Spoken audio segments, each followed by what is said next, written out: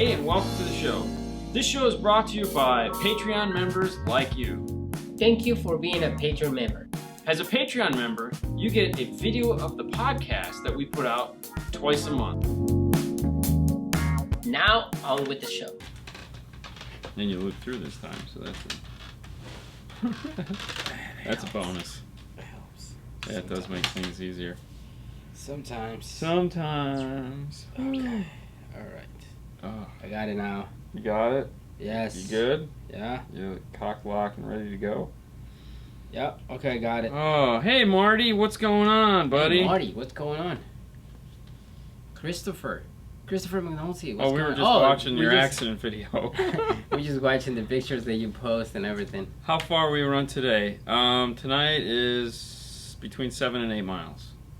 So that's tonight. Yeah, this week is back to normal. What's up, Jacob? Victor. What's up, strangers? How's it going, buddy? Victor. So last week the girls went out of town on Wednesday, so I was home by myself Wednesday all the way up until I drove up Sunday to pick up Haley. So obviously I got to Hi from Norway. got to have fun with myself. So That's crazy. that was running. That's a lot of running. Yep. I So got your Wednesday electric night, Thursday night. Thursday night was supposed to be a short What's night that, Christian? because it was supposed to be every other night. But for some reason, Thursday night it was one of those things where I'm at 8.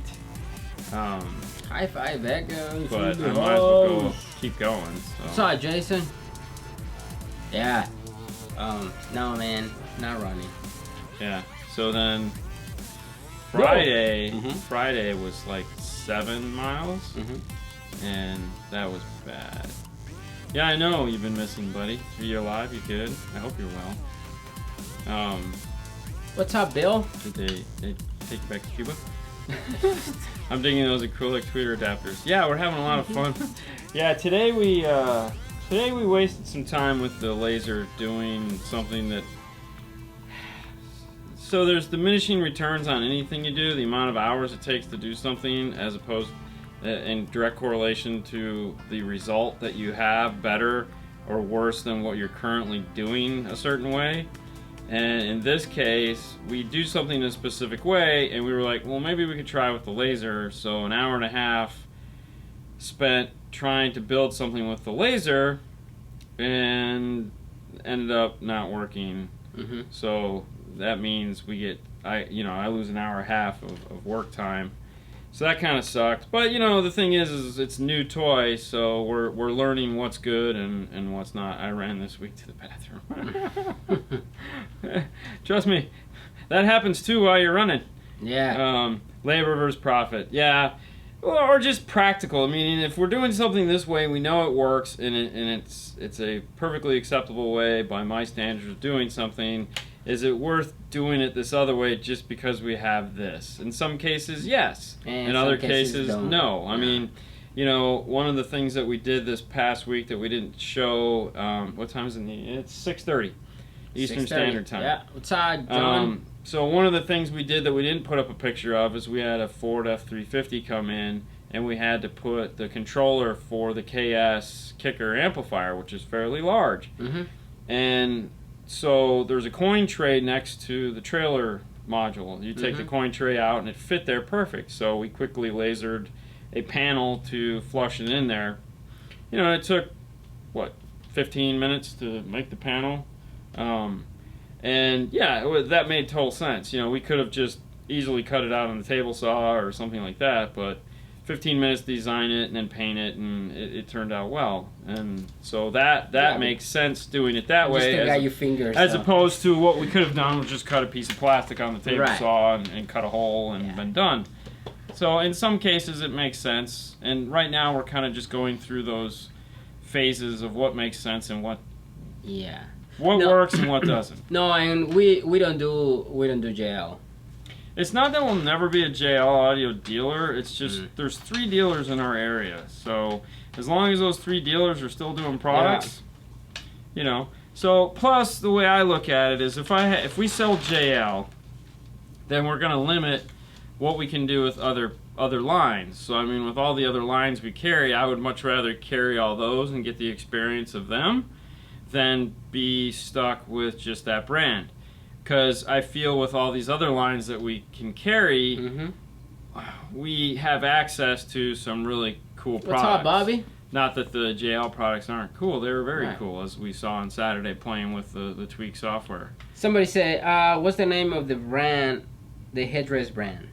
Headrest monitors. So Vox is the company that pretty much owns everything headrest, overhead related. And then they have their subset companies, such as Movies to Go, Rosen, and there's another one as far as levels of quality. So I'm pretty sure you could probably just go to Vox and then go from there to all the other things. Christian. JL audio overpriced and too many amps. You know, it is what it is. I mean, one man's perspective, you know, who's to say? Can't be all things to all people. We carry 3 or 4 lines. It's plenty. And I'm with you as far as that goes. I feel we have too many lines. Yeah. But it's not my decision to make.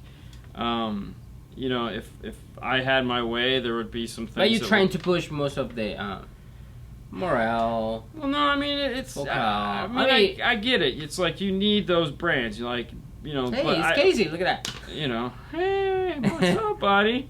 It's funny you say Morel and Casey pops on. That's pretty funny. What's up, Octavio? You know, there's a couple brands that I just look at that we carry and I'm like, why? And then it's like, it feels like now if you have a brand like one, no, I got plenty of boring life stuff. It's just time. You know, last week screwed me up for everything. But anyways, so there's certain products in each brand that do really well, and you know, most manufacturers want you to be like everything for everybody, and then companies like Morel and like Focal and Audison Hertz, and it's like, you know, you do what you can. What's up, Tom? Hey, what's up, Tom? Oh man, now that you pop out, I was about to ask him, but I'm gonna send you a message private. Oh, about the you just keep the phone. Oh, the phone argument. The phone argument. Yeah, oh yeah. The so, phone. But that would be another. Yes. I'm just saying, I got this one from Amazon. Yeah, but that's an argument. We had an awesome argument. And I say no. So that's another. Give them this name of this Musicar Northwest. Musicar Northwest up Northwest. Up in Portland, Oregon. Okay. He put up a video, so you can go to YouTube, check it out. It's awesome. Musicar Northwest on YouTube. And he put up a video where he made something very similar to this for a car, and he took you through the process of everything it took. It was an amazing video. And oh my God! Fernando and I got in on Monday or last week, whenever that went up, and I go, "Did you see Tom's build?" And he's like, "Yeah." And then we just debated on how much he charged. The one thing we never talk about on the show is price, but when the cameras are off, we're going, no, man! That was awesome. What's up, High Five Vega? I used the 5-star polarity to check out my system yesterday. Surprising, they were all in phase. Hey, that's a good day when every speaker's moving the way you want it to. What's up, DNF? How much for the MTF1, and is it dealer install kit only? No, it is not a dealer install kit only. The MTF1, for those of you who don't know, is grab it real quick. It's not a dealer install item only. It is just a.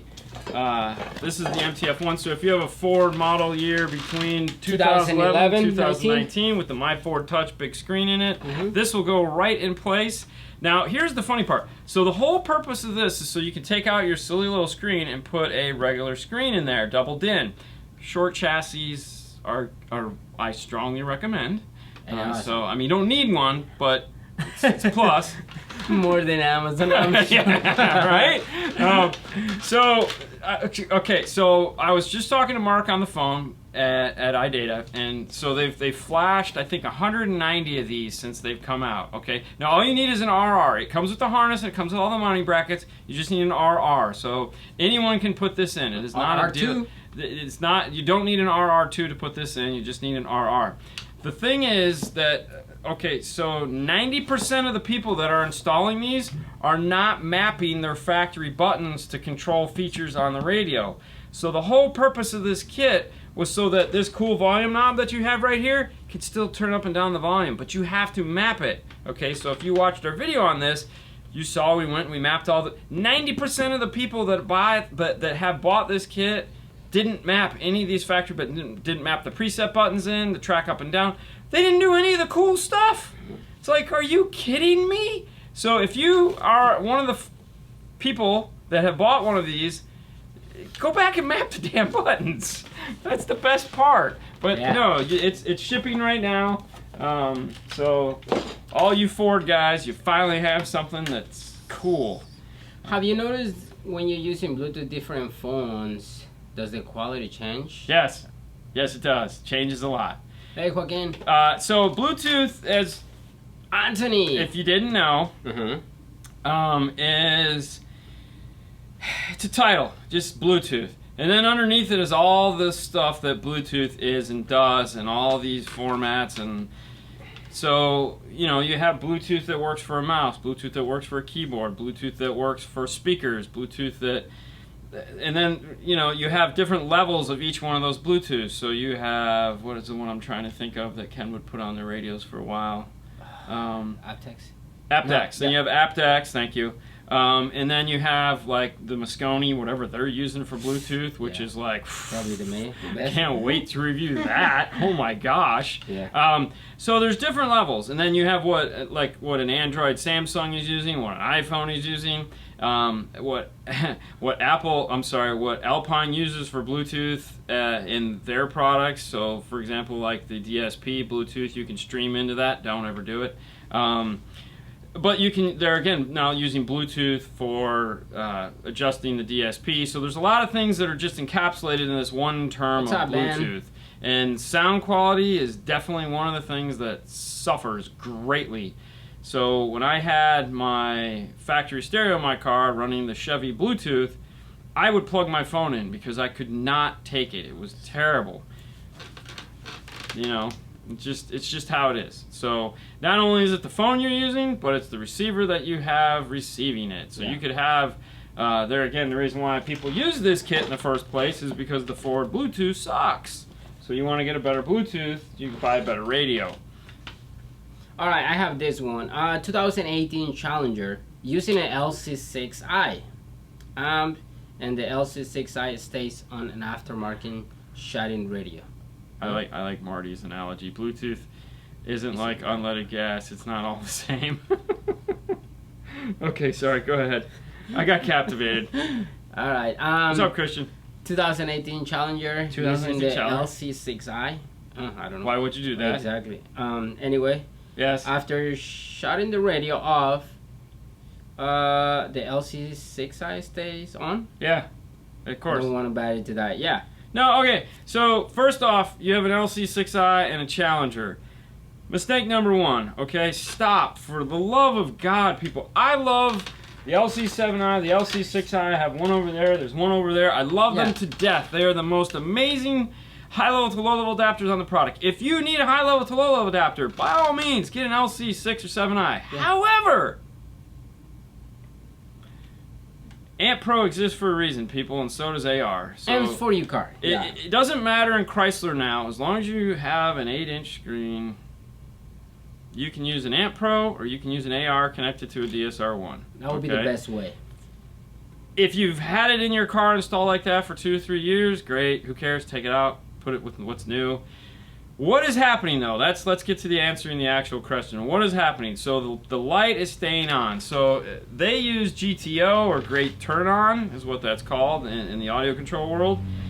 And it detects DC offset for the most part. And what that is that's a 6-volt signal that once the audio portion of your radio turns on, Pro, do you even pro?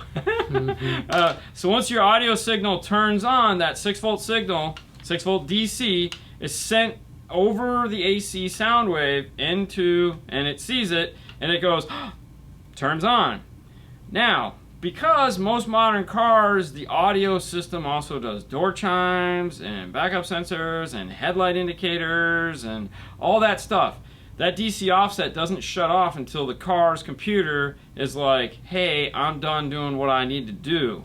So, what you do, shut all the doors, leave your seat folded down so you can see your LC6i, okay? Arm the car. Sit like this, looking in the window. You can roll it down if you want, it makes things easier.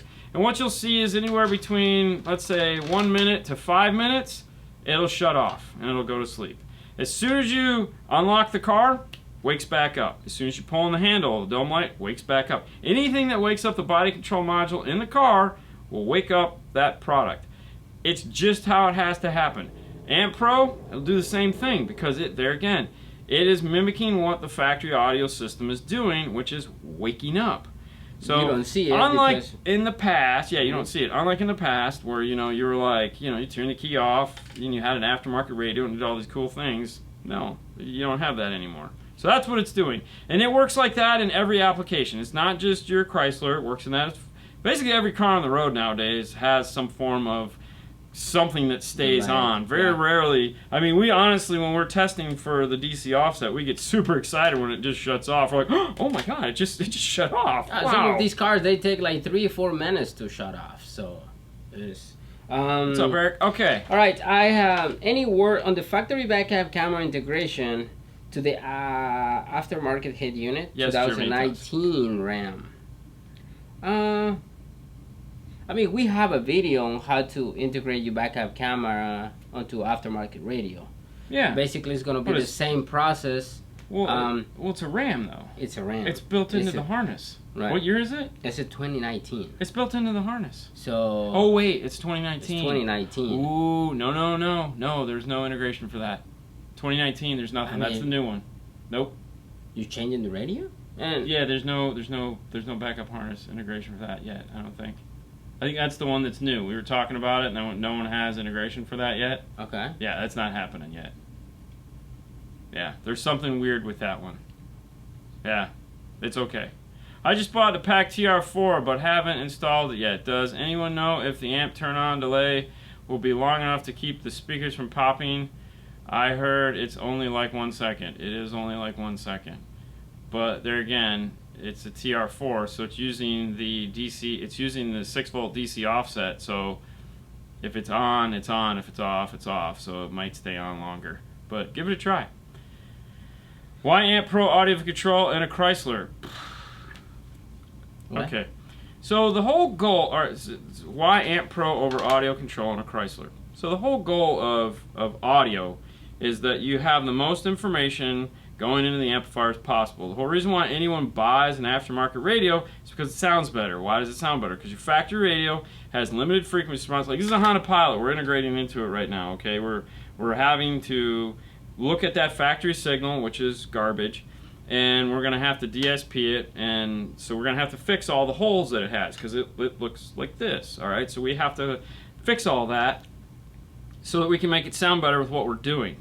Now, if I just had a nice, clean, flat response that I could just, oh, wow, good, I don't have to spend any time screwing around and trying to fix problems that the factory speakers had because the car had these, you know, crappy speakers in them that, oops, you know, just sound, they're plastic and they're garbage. And so they tune that system because they know this is what's going in it. They're not going to do anything else other than do that. Well, you're not doing that. Why is the device offline? I don't know, man. Did it stop? No, hang on. I'm gonna waiting. wait Yeah, we gotta wait till we it. buffer up. That was weird. Okay, that was very odd. We still live? You're still alive. Okay, that was weird. So if Yeah, no. Okay. We're still good. Everything's Okay. good. Our little screen was giving us weird messages. Anyway, Sorry. so do you go and watch the? Yeah, of course. So, anyways, now your Chrysler has all those fun EQs and has all that stuff done to it, just like every other manufacturer. And all you're doing is you're taking that big output signal and you're crushing it through a high level to low level adapter, the best one there is, mind you, and then you're reamplifying it. So you've done nothing. So whatever you have coming into it is exactly what you have coming out of it. Wouldn't it be a better situation if you had 20 to 20 of a perfectly flat response? So 5 volt, 20 to 20, just like an aftermarket head unit does. So your aftermarket head unit, when you buy it, has a flat response output, 20 to 20, 5 volts of output. You hook it up to your amplifier, you hook it up to your DSP, you hook it up to whatever you want, and you already have the perfect canvas to make louder. You don't get that when you integrate into the factory radio. That's why these DSPs exist, and they have things like de-equalization, where they have to go in and fix all these issues, like polarity change from all-pass filters and crossover points. So they had to flip things out of... There's just a ton of headache involved with that. Or... What's up, Ada from Cali? Wow, yeah, that's right. He's in California. You grab something like this with something like that, put it in the car, and you're done. And if you don't want to spend the money on that, then you buy something like an Amp Pro, and they both give you full frequency, unadulterated, no crap signal output. That's why you use that, okay? Because the whole purpose of us doing this is to make your car sound better. And you can't just do that with a high level to low level and just be like, hey, here you go. I mean, don't get me wrong, it probably sounds fine. But there's a better way to do it. And don't we always want to do it the better way? Okay. All right. Let's see. We rub the logos off our t-shirts. So it's because Chrysler had crappy signal. No, it's not just Chrysler. No. Dude, this has a crappy signal. Oh my god. This was garbage. Toyota. Oh, Toyota's a nightmare. Oh my gosh. That's why you either... If you buy a Toyota, you buy with the JBL system in it, so you can use an Amp Pro. So you can use this, the Toyota Amp Pro. You know. Yeah. So for those of us that have never seen an Amp Pro before, so this is an Amp Pro. It's got this right here that doesn't look anything like high level, but it has RC outputs. And inside is this guy right here, which is the whole computer. This right here is the actual DSP. This makes sure that everything does what it's supposed to do from the factory. So all your Bluetooth, all your door chimes, backup sensors, lane departure warnings, and all that stuff all goes where it's supposed to, which is really cool too. Okay. All right. This is a basic question, but everyone seems to split. Okay. Small seal enclosure, minimum space. Okay. Polyfill, yes or no? Oh wow, yeah, you're right. That's one of those tough ones. Yeah. You know, talking with Jeff Smith, who is, you know, always my go-to guy when it comes to silly things like that. And in the past, I would always put polyfill when I build boxes. I would always put polyfill in small sealed enclosures, and it always sounded better. So I'm gonna go with just what I know. When I've used it, I had small sealed enclosures. I put polyfill, it sounded better. Now, the caveat to that is back then we didn't have these shallow mount woofers that are designed to work in small sealed enclosures. With that being the case, not so much anymore. So if I'm putting in like a set of comp RTs into a RAM box that has no airspace, I'm not putting polyfill in that. It doesn't need it. It's not going to sound any better. Okay. All right. Hey guys, I want to get the iData Link Maestro 2018 Toyota Corolla. Would I lose the car settings? Well, if you in the iData website, on the left, you put all the information of your car, model, year, everything. Everything is on the side. They tell you what what's retaining. What exactly. Are they? Real quick, 2019 Ram or 2019 F250 350 with the BO system is the regular Amp Pro for Ford.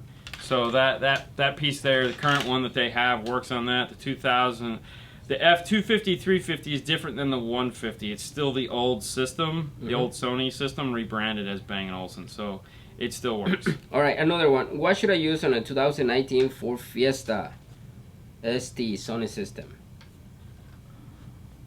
So that depends. You really got to look. It's a Fiesta and it's 2019, so you got to look back at the amplifier to find out. So it's either going to be the current Amp Pro or it's going to be Amp Pro or AR, which is basically the same. They're both compatible with the same thing. So it's going to be one of those two, depending on what it looks like. And you can always call You can always call PAC or iData and ask them to tell you what the difference between the two amplifiers are, because they'll know there's a cable that's different. And if it's not going to be one of those two, Metra just released their new Bang & Olufsen interface for their DSP. And they make the basic DSP. They make 3 versions of their DSP. And then, of course, you have Nav TV, which makes their piece also for the newer. It's called A to B is the new technology. Whether it says Sony or it says Bang & Olufsen, it's A to B is the new headache that has come about. And so PAC doesn't make anything for that, and iData doesn't yet either. But the other 2 companies do. Alright, do you guys prefer using a dual input for power and ground, or you prefer an amp that has dual power and ground? Are we talking about like for subwoofers?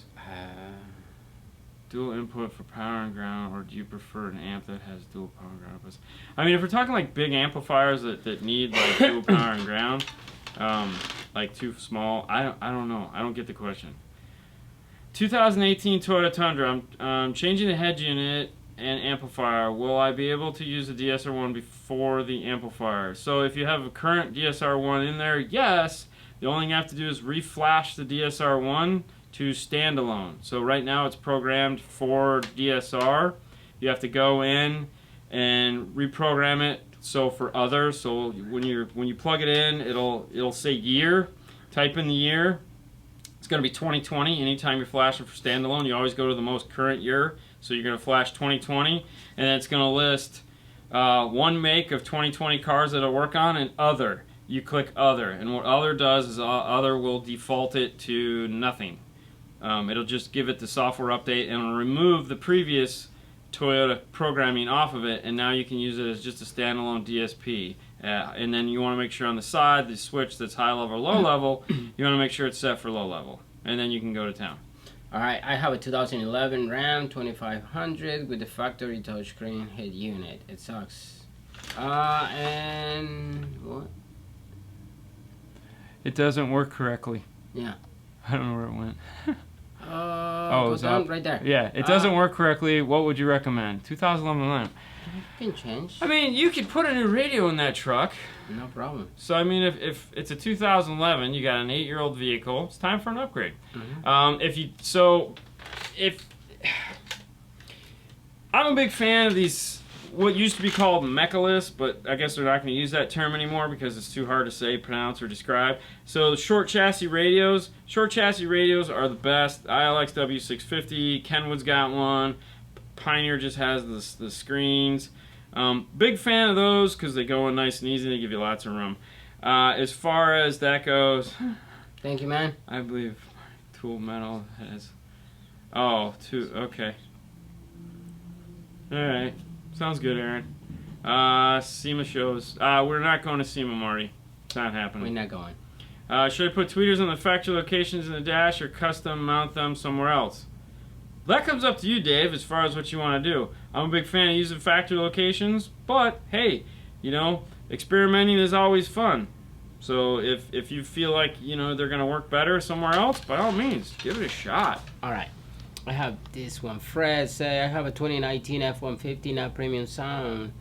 I only have 4 speakers and 2 tweeters. Wanting to add a sub. I'm planning on adding a Rockford Prime 5-channel and with the DSR okay. one. Would you recommend a different amp or DSP that it's a similar price range? DSP is great, so I would strongly recommend picking up the T harness for that from Metra. Metra. Access. So buy the Access DSP T harness Mm-hmm. that we use all the time in those. It'll make your life way easier. That way you won't have to cut your factory harness. You just need, it's like $25. So pick yourself up the Access DSP, and you can find the model number for that going onto the metraonline.com and type in your make, model, and year, and then just going down the DSP section. Just buy the T harness. Go into the DSR1 is great. Prime wise. Bye, Bobby. As far as similar priced amplifiers, I'm trying to think. Prime is actually getting replaced here Yeah. real soon. So they're coming out with new ones. So you probably can find a good deal on that one. I'm not a fan of the Prime 5 channel either, Jason. That's why I'm just kind of struggling in my head to figure out what would be close to that in power. I mean, the Kenwood Exelon amps, as far as price and performance goes, are right up there. I'd even look at the Pioneer 5 channel. Would probably be priced at about the same and have about the same amount of power. So, that's not bad. Trying to think what else we do in that price range. I think the Pioneer would probably be the one that Paul would sell them. So the Kicker is more expensive? I don't think they make a CX5 channel, do they? Or do they make it? I don't even. Oh yeah, they do, but we've never used it for anything. Right. X802.5. I'm a big fan of the X802.5, but I feel the power that comes out. Kicker, good call. I mean, the CS. I still feel for the money like the Pioneer is probably going to be the biggest one. 9607. Yeah, 9607. Like yeah, or the 9706. What's that, Wayne? It's called. Yeah. So. Yeah, I mean. I installed an Echo Master backup camera.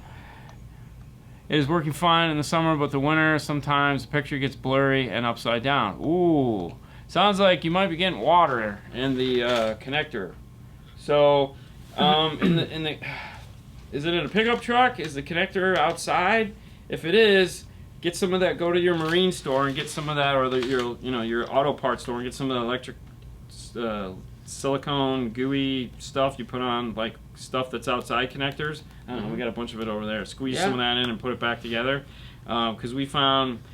And then also check to make sure the loops, if it has the little loops on them, that they're not getting wet or anything like that. Yeah. So anytime we do those, we order shrink wrap with the silicone inside of it. So that's what we put on all our cameras when they're on pickup trucks to keep silly stuff from that happening. All right, I have a 2005 Tahoe. I would really love to find a way to run wires correctly. And where can I put my amplifiers to look nice? Tahoe? In a Tahoe 2005. Wow, there's a lot of places in a Tahoe. Yeah. I mean, in a Tahoe, if it's a bench seat, you have underneath the bench seat where you can make a whole bracket system underneath there. If it's got the factory subwoofer in the back corner, you can pull the factory subwoofer, or if it's in the center console, the back panel on the driver's side is empty, and there's tons of room in there. As far as going through the firewall, if it's an automatic... I mean, it's automatic. Okay, so you have your fuse box on the floor, so you have your brake pedal, and you have a fuse box. You pull that fuse box up and out of the way. It just unclips and slides off. Right behind it, towards the space. Brake pedal is a circle. Big round hole. You pull it out, you can drill a hole right through there. Depending on the make, model, and year, it may already have a wire running through there with a big rubber grommet on it, in which case you just make the hole bigger. Weather pack connections. Yeah, there you go. But yeah, I mean, it's a simple, easy one to work on. I got a new bed, need a radar system. What are you guys doing next week? It's tempting.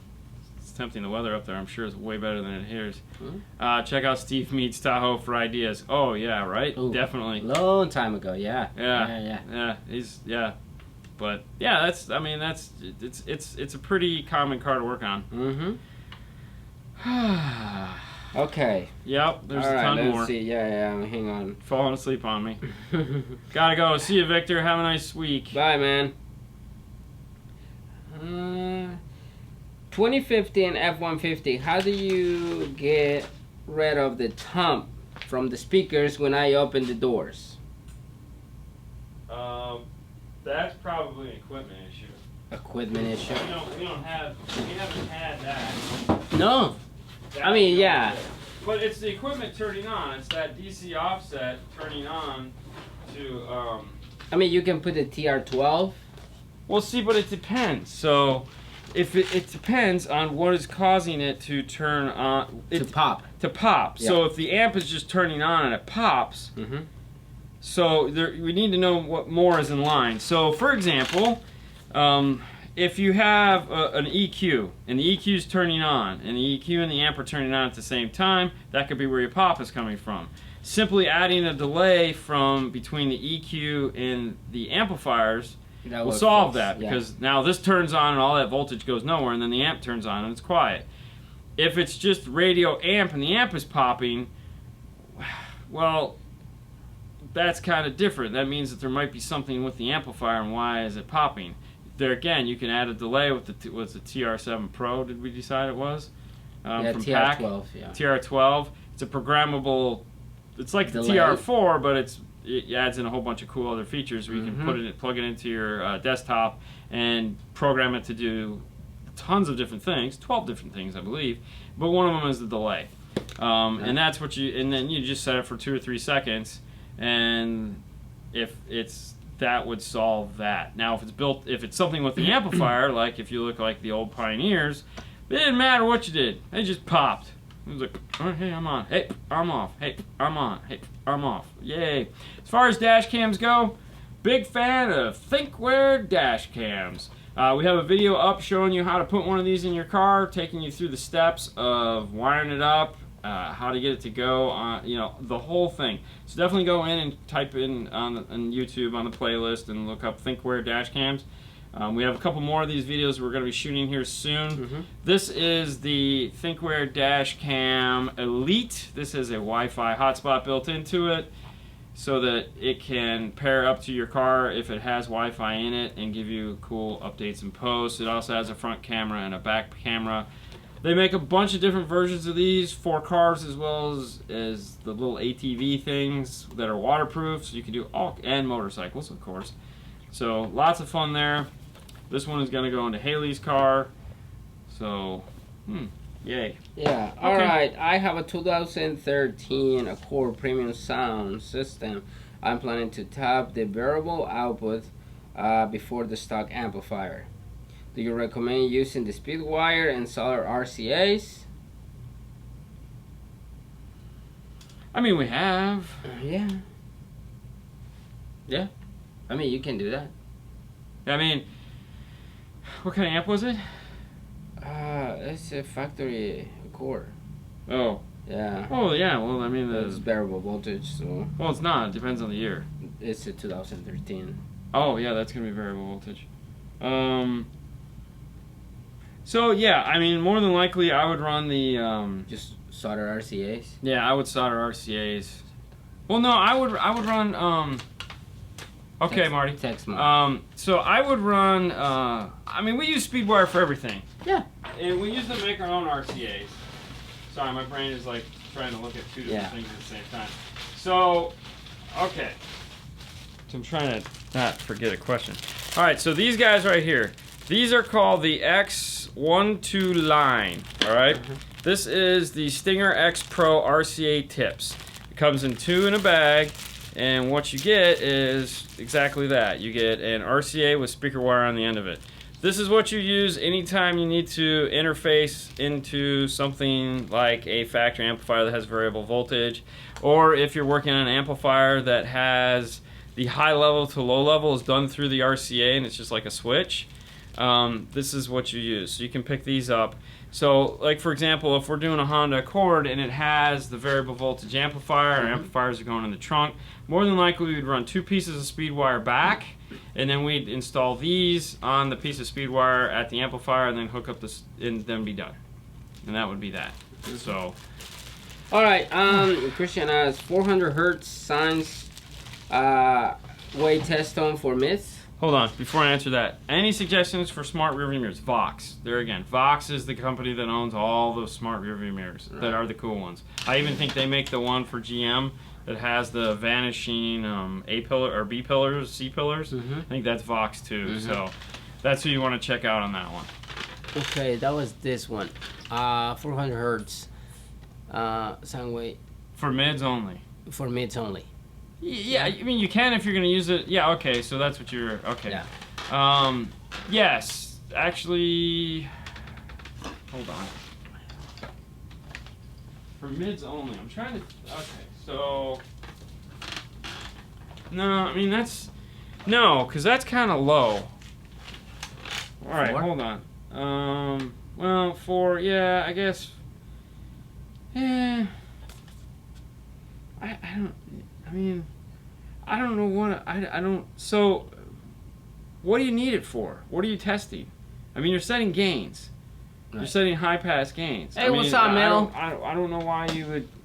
Did you send it? No, I didn't. I suck. Well, they disappeared. The girls are gone. So, and it's in a box though, so I'm at least that much closer. Oh my God. I know I suck. For active. Hey, again, you know what, Mel? It's gonna be for Christmas. Setting the gains, you can just use 1,000 hertz, man. I mean, 1,000 hertz. It's gonna clip here. It's gonna clip. It doesn't matter where it clips. Okay, it's gonna clipping is clipping. And if you're going at yeah, there's a lot more to it than that. But you know. I mean, yeah, sure. All right, so this is the question about the dual power and ground. Okay. When you're using a big subwoofer amp, yeah, is there any real world benefit what's up, Robert? to running dual power and ground cables and using adapters at the amplifier? Oh, you're funny, Jason. What? All right, so then the question is for the SPL guys, when you see those big Wolfgang Puck amplifiers, and there's like 5 pieces of 0 gauge going into them.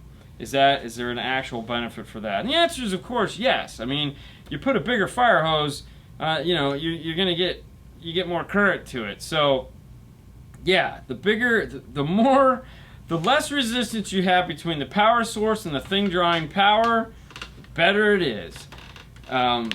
You know, if you ran 4 gauge, cool. 0 gauge better? Yeah. Is 2 0 gauge better than that? Yeah.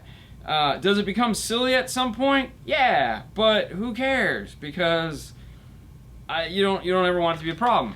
So the more power wire you can get, the better. So by all means, run it. Yeah. Path of least resistance. Wolfgang Puck. You guys know what they're called. But yeah, so that's why they do it, and yes, there is a benefit to it, other than just looking really, really cool, because it does look really cool. Yeah. He said, yes, because subs 40 hertz passive, 1K, yeah. Yeah, but remember, you're setting gain. So when you're setting the gain, your crossover's off. Okay, your crossover's off, and your speakers are not connected. That's what I was trying to get at. It's Monday, so it's gonna take a minute. So that's it. So you're gonna figure out where that gain is, and chances are good the gains are gonna go down. So all you're doing is figuring out worst case scenario, and then you start moving the gains down, or you leave them where they are and you start EQing down. So yeah, resistance is futile. I'm sure some basshead guy has that somewhere on in the back of where he's got 6,000 feet of wire with no fuses. Guys, thanks for okay, no problem. We're doing night shift. Oh, wow. Yeah. Hey, man. Fun. Yeah. Gosh, yeah. I mean, I know crossover's off.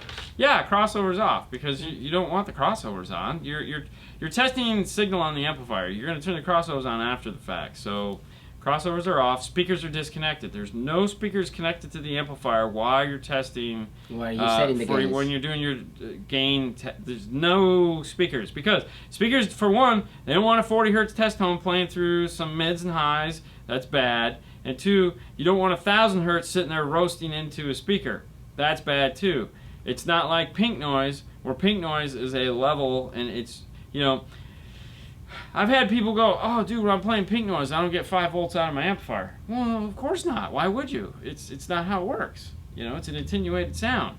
It's also representing every frequency at once, so it doesn't work that way. Now, when you play a 0 dB track of pink or of white, freaking 1,000 hertz, yeah, that's gonna roast some stuff. If you want to see a crossover get lit up, do that, man. Put about 20 volts into that thing at 1,000 hertz, man. You watch that crossover go, oh my god.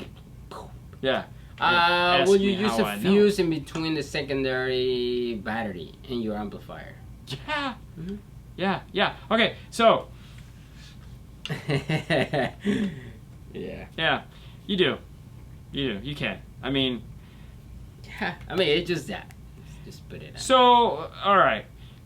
You have a battery and you have an amplifier, and it's literally a 12-inch piece of power wire between the two. Should you put a fuse? Yes, you should.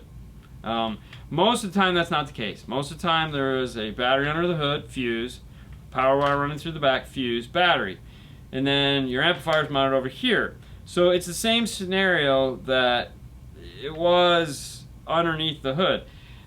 The difference is the fuse. Okay, so anytime you pass through the firewall, you need to have a fuse on either side of that because there's a battery on either side. And what you're protecting against is anything metal that's going to interfere with that piece of wire while it's passing through the car, because it's underneath the floorboard. So there's a lot of room for error there. Now, if you have the amplifier sitting here and you have the battery sitting here and it's literally coming down and it's attached, and there's no chance in heck that anything is going to happen. And the amplifier has fuses on it.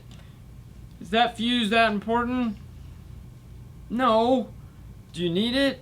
Yeah, probably, but what is it really doing at that point?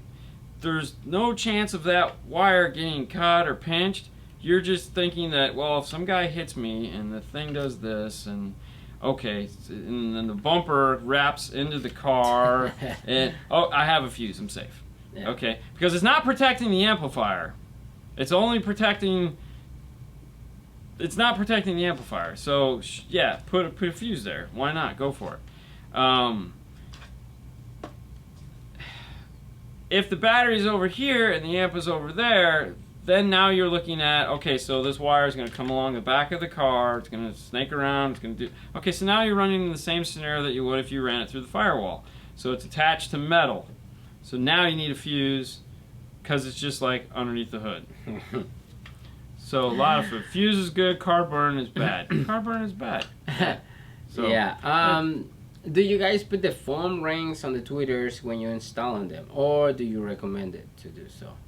Yeah, we like to. Yeah. You know, especially if the tweeter's going to sit like a half inch below the grill. Yeah. Of course. You know, and that's just generic weather stripping. It's nothing special. No, because some of these cars they actually came with the factory foam. The factory tweeters have some form of a try foam to there. mimic. Yeah. So I mean the whole but yeah, I mean as far as you that have goes, it, yeah. Yeah, might as well. I mean, it's the same it's you know, it's the same idea. It hits the grill and it bounces back, and so fire it through the hole. Foam all the way. I tell people the fuse under the hood protects the car, the fuse in the back protects the amp. Exactly. There you go. But it doesn't really protect the amp. The one on the amp will protect the amp. The one in the back is if you have more than one amplifier. Yeah, so, the one in the front protects the car. So since we're talking fuses, let's all have fun. Okay. So if you have an amplifier like this guy right here, okay, so we got a PDX V9 right here, yay. Right here are two fuses, yep. All right? So I don't need a fuse in the back of the car for this amplifier. These two fuses here are going to protect this amplifier. The one underneath the hood is going to keep the car from doing bad things, all right? Now, if I add another PDX V9, I still don't need to add fuses back there because there's internally fused on the amplifier. So that means if this PDX V9 decides to go crazy and do bad things and send something over into this, these fuses will blow. Okay, so we're fine there. However, now where it gets crazy is, let's say I have one amp that has internal fuses, so let's say I could use a PDX V9, but then I just go out and buy a SCAR 2500.1 and there's no fuses on the amplifier. Well, now I'm going to put fuses back there because, for one, there's no fuses on this amp, so I need to fuse that amp to protect the other amp from it. So that's what you're doing there. And so now, let's say you use a bunch of the mini T amplifiers from Rockford. Okay, cool. They have circuitry built into them that Rockford spent a lot of time developing that's designed to prevent that amplifier from doing anything stupid. It's basically like a smart fuse. That's the easiest way to describe it. It's supposed to keep that from happening. So there's a 99.9% chance, or 5. So there's a 5%, 0.5% chance that when that amplifier decides to explode, it could backfeed out and come into that other amplifier, and that other amplifier is going to go, oh crap, and blow up, and then you've blown up both amplifiers. That sucks. So because there's a 0.05% chance, or whatever they told me and I don't remember, they say put a fuse there. Why not? It's not going to hurt anything, so then put a fuse there. But if you're just running 1 amp, don't worry about it. No stress. Fuse under the hood does not protect the car, it protects the wire. Yes, if we're playing semantics, it does protect the wire, which in turn, the whole idea, can we all agree on, is just to keep the car from burning to the ground. So if it's protecting the wire from what? The car? Is the car going to do bad things to the wire?